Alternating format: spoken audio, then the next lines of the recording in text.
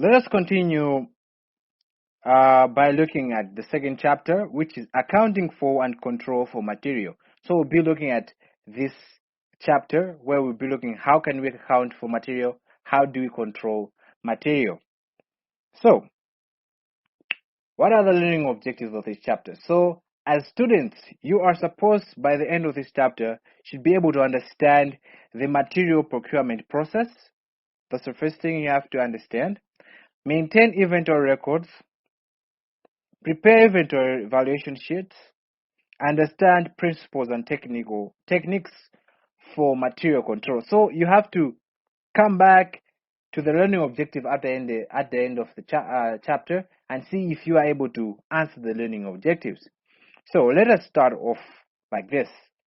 So when you're talking about material, we can categorize them into three, right? We're talking about work in process or work in progress, also known as WIP, right? Work in progress, we're just saying that these are unfinished goods or goods that are in the process of transforming to something that is finished. So this is work in progress. When we talk about finished goods, we're talking that these are complete finished goods that are ready to go in the market. And when talking about consumer supplies, we're just talking about these are items we recurrently need, right? They will actually end in the shortest time, right? For example, when talking about office consumers, we might be talking about paper, right? Paper, cartridges for printing, stuff like those. So there are stuff that we need oftenly, right? So we currently need this stuff. So they're called consumable supplies. So let us talk about the procurement process. For us to understand the procurement process, I'll draw a diagram. So this diagram will show the process. So the first thing in the process of procurement, there is the need of material by a user department. When I talk about a user department, is any department that need the material, right? Any department. So this can be finance department, maybe they want paper, human resource, production. Any department can be a user department. If they need a material, that one is the user department. So when they have a shortage of a certain material that they need, they will have to request it. They have to request it from the stores. The stores is where every material that has not been used is kept. The stores. This is another department keeping all the unused material. So they don't just go and tell them by word of mouth. They just don't go like, we need something. No, everything needs to be documented. So the request is done through a document called material requisition note.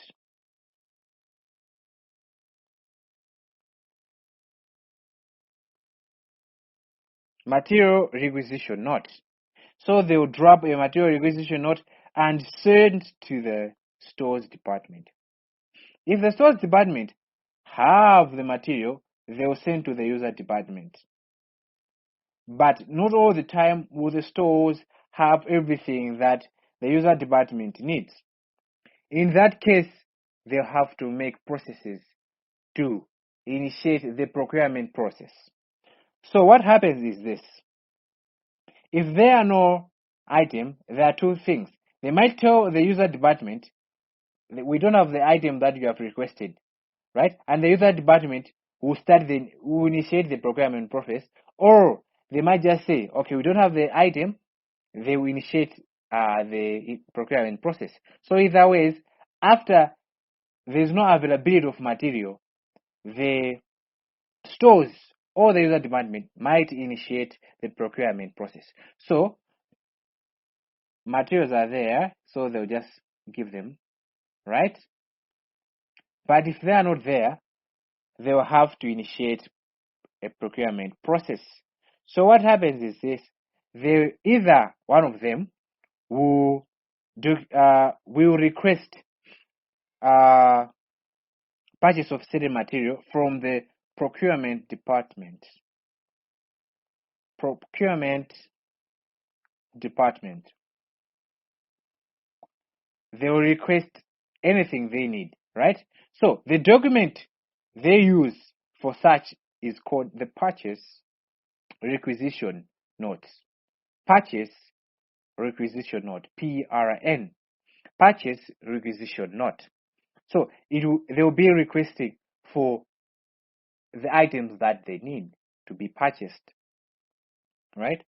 So this department will later on send something called the LPO, local purchasing order. Local purchasing order to a certain supplier. To a particular supplier, they will send a local purchasing order. So a local purchasing order is basically you are requesting for a certain material from a supplier. After requesting, now the supplier will have to fulfill his obligation and he will supply to the entity. The moment he's supplying to the entity, he will have to give the items to any of the departments, maybe the stores, but it should accompany with a delivery note, goods delivery note, GDN, right? A goods delivery note is a document that is issued by the supplier, right? Saying that he has delivered, right? He has delivered particular goods. So it's basically saying that it's evidence for him that I've delivered, right? And the company will also have to issue a document called the goods received note. The goods received note is basically saying we acknowledge the receipt of this particular items. After this, you have done the process, right? Then you can start using material. After using the material, right, it will actually needs to be used, maintained over the years. After that, when it ends, you actually dispose it if it has a value. If not, you have to scrap it out. After that, you start again the process. So diagrammatically, that's how it's supposed to do. So let's just look at it. So the first thing is that the user department will request material using the material requisition note. So we're saying that this document will authorize the material to leave the stores, right? This material will authorize the materials to. It's an authority to the stores to actually dispatch some items. So let's just look at how a material requisition note looks like. So it's basically look like this. You see the department that is requesting job number, serial numbers, date, the quantity, the description of material, the code, the bin number, the storage data foil, the rate, amount, who authorized it, the signature of the one who authorized it, who is receiving it, who checked it, material abstract prepared. So basically, just an idea of how a material requisition note looks like, right? So it will be different from company to company because everyone will design his own material requisition note. But we expect such items to appear on every requisition note. So we talk about now if the items are there, we're going to give back to the department. If they are not there, they have to initiate the procurement process. So for them to initiate, they'll have to issue a procurement requisition note or a purchase requisition note. So let us look at how purchase requisition note looks like, because this is a document authorized the procurement department to start the procurement process. So the procurement document will look like this. So you have number, delivery, everything that you need, like quantity, description, like that. So it will look like this, basically. Just an idea of what it will look like. It's nothing that will be examined, but this is what it will look like.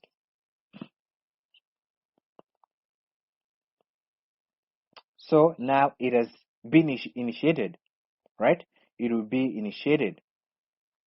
So just to talk about what really happens for the procurement to take place, like steps that should be taken when doing a procurement. The first step is you should acquire information. This is called the information gathering, because if it's your first time to acquire items, that means you haven't built any relationship with your suppliers. So you have to look for which supplier actually supplies whatever you're looking for. This is the stage of information gathering. After you find those suppliers, now the second step is supplier contact. So this time around, you're trying to contact your suppliers. You are requesting for quotations. You might be requesting for certain information. You might be requesting them to tender for the bid, or they should bid for the tender. You might choose to maybe direct contact them. You already have a supplier that you just want to, to contact. This is the stage called the supplier's contract. Then we go at background review, right? We know that we have no relationship with this guy, so we have to now make some reference background check. So you make reference of product quality. Let's go see how their product they offer looks like. Is it of high quality? You might also start any follow-up requirements, right? You might be looking for like reference to other people who they have offered the same services. So this is background check or background review.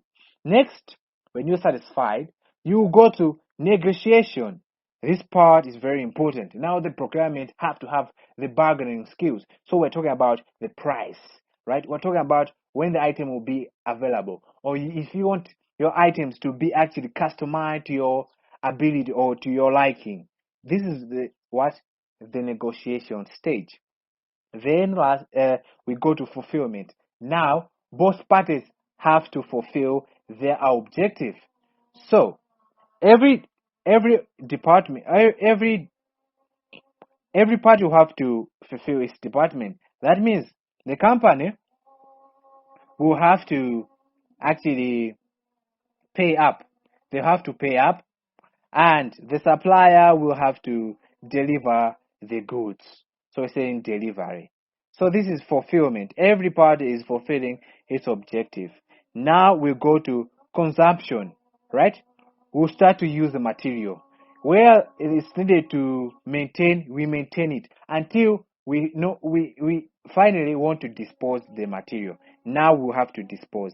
And lastly, when we need the material again, we'll have to review, right? You see the experience with the supplier, with the product. Did it actually work out for us? Do we have to look for another supplier? Was the relationship good? If it was good, you continue with the same supplier. But if you feel like the service provided by the supplier weren't as satisfactory, you will look for another supplier. So this is how it goes. That's basically how steps that are followed when procurement, right?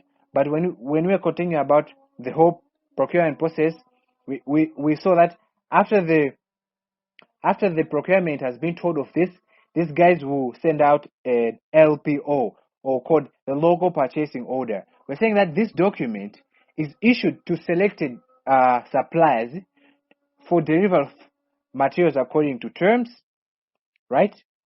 And this is a commitment by the company that they'll pay whatever they have purchased on credit.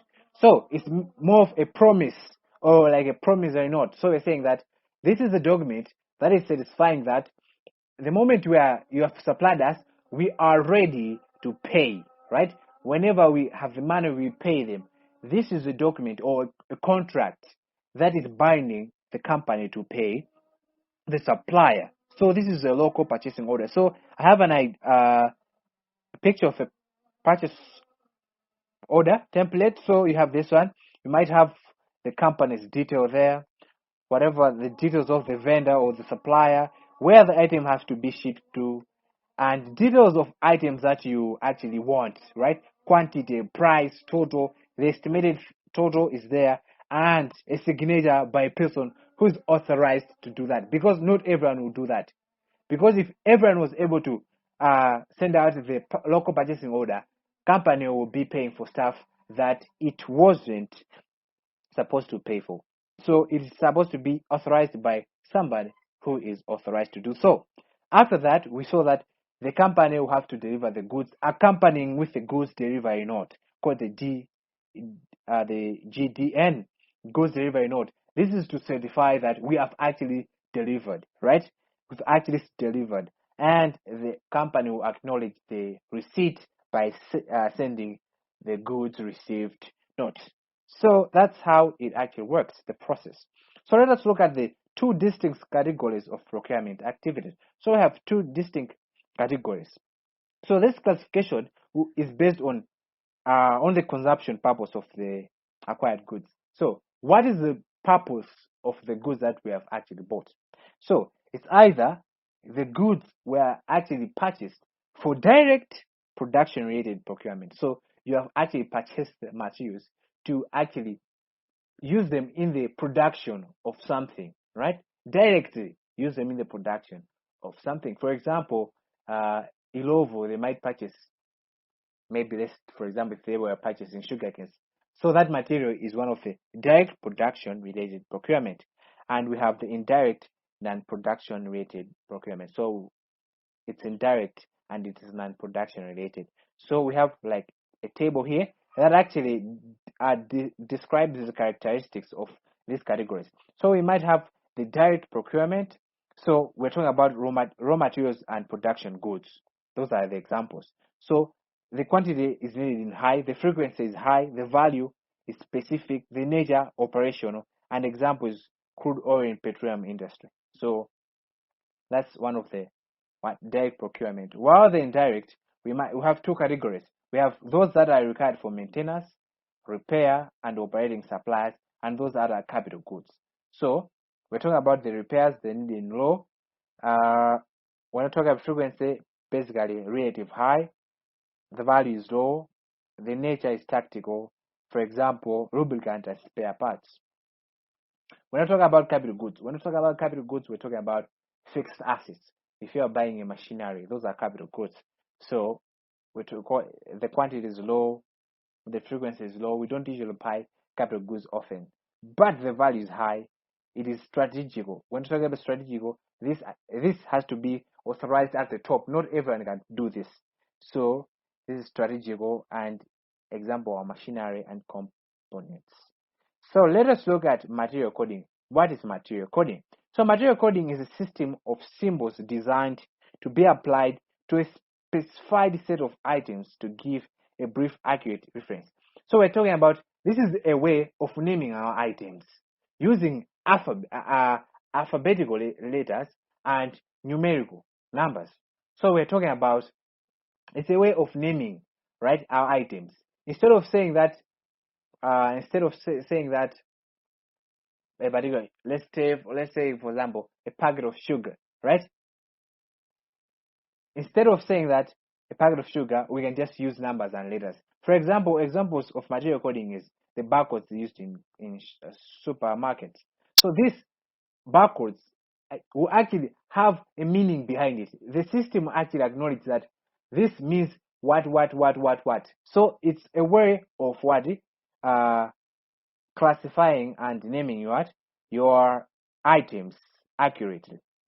So what are the principles that should be adopted when designing a coding system?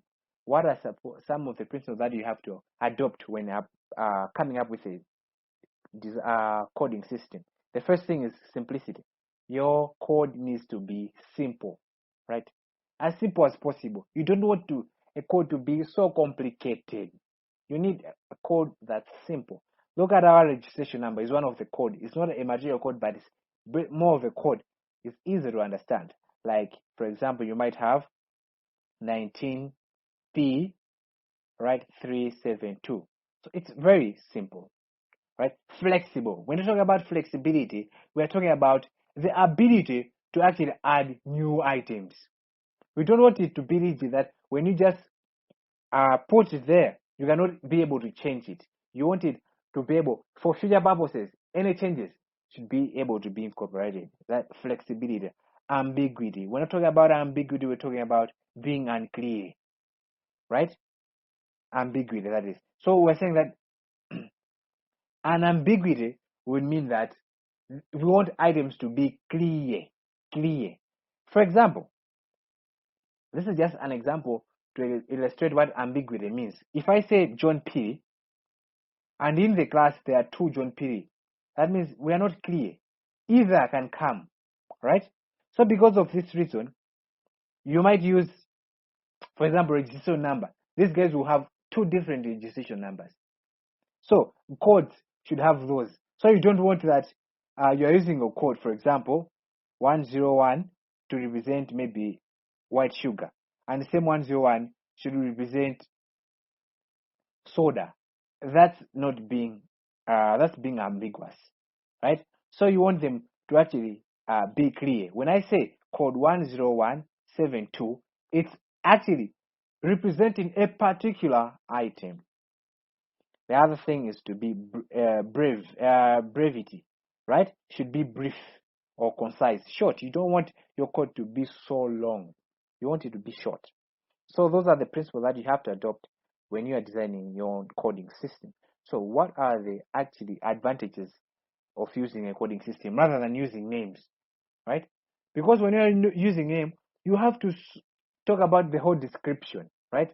For example, I need sugar, brown, 1 kg. But when you use a code, when you just use 101, it actually knows that 101 means white sugar, 1 kg, and for example, Illovo brand. So all those descriptions are embedded in that code. So what are the advantages of using those? We're saying that clerical effort is reduced because the writing out of precise description becomes unnecessary. So we don't have to write, we want white sugar, 1 kgs from South Africa, whatsoever, searching in our computer. No, we don't do that. We just put a code. So it's like, it's no longer necessary. So the effort is reduced by the clerks. They just go like 101. The system will know that it means this particular sugar is requested. We're talking about ambiguity is avoided because we have talked about some of the principles that are supposed to be used in the design of a good system of coding. Ambiguity is avoided. That means you can say that 101 and it gives you an item that you don't want. No, because 101, it will represent a particular material that is basically, it won't represent two or more items. So basically it's clear. So it will avoid ambiguity. The other thing, it is easy to refer to items and categorize. Because of this, it's very easy, right? We just have a code there. It's very easy. Even at the at ShopRite, it's very easy for them to actually input what they are looking for. You just use a barcode. The system will actually know what this is, how much it costs, what kind of description it is. So it is easy. And lastly, it is normally essential when handling inventory data in mechanical or electronic process systems. So with these electronic systems or more advanced technology, coding will be the ideal way. We're talking about like you are using a computer, right? Because typing all the other item, it won't be ideal. But using a code will be ideal because the system will have every description embedded in that code. So those are the advantages. So let us look at record keeping. Record keeping. We have looked at what the materials are, the process of procurement. Now let us look at the record keeping. Right. So we'll be talking about two things. We'll talk about the bin card and we'll talk about stores agent card. So we're talking how should we record the or where should we record our data for material? So we can use the bin card. The bin card basically is a document that identifies with inventory where stacked, right? So we're saying it will actually say where is your inventory in the stores, what particular shelf, what is the quantity. So that's a bin card. So this one will be actually found in the physical location of the inventory, right? In this case, a bin card will be at the warehouse or at the stores, right? And this will record any movement of inventory. Whenever there's a receipt, there'll be what?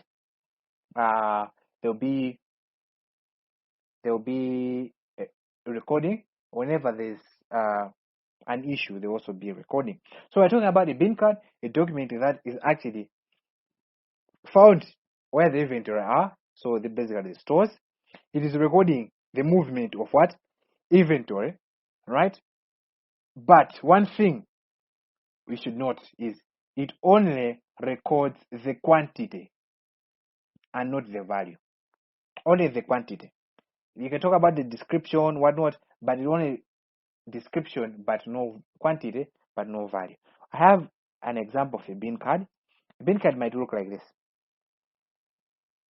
So you have that description, material code, location code, bin number, you have that. So this is a bin card. So you have your spaces there. So you put date of receipt, for example. You put your JRN, the quantity. If it is an issue, you also put the date. At the end, you show the balances. Have you seen? So looking at the other thing, which is the storage. So this is also another document that is used to record inventory movement. Right? It will show both quantity and the value. Right? It will show both quantity and value. Unlike this one, which they only showed quantity, right? It will also show quantity and value. First difference. The second difference is that the location of this is centrally, right? Centrally. This one we know that it happens at the stores. It will happen where they actually have the inventory. This is basically maybe it will be at the offices, right? Centrally they will be there. Maybe the finance department will have this card recording all the movements. So from all the stores, all the stores ledger card will appear there. So I have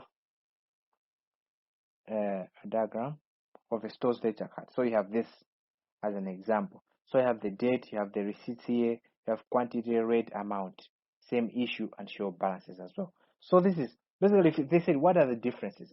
The difference is that rather than appear centrally, it will be like in the offices, right? The finance department, while rather than actually appear where the inventory is kept, right, at the stores. The other one only contains quantity, while the others contain value and what? Value and quantity. But the similarity is that they all record movement of inventory.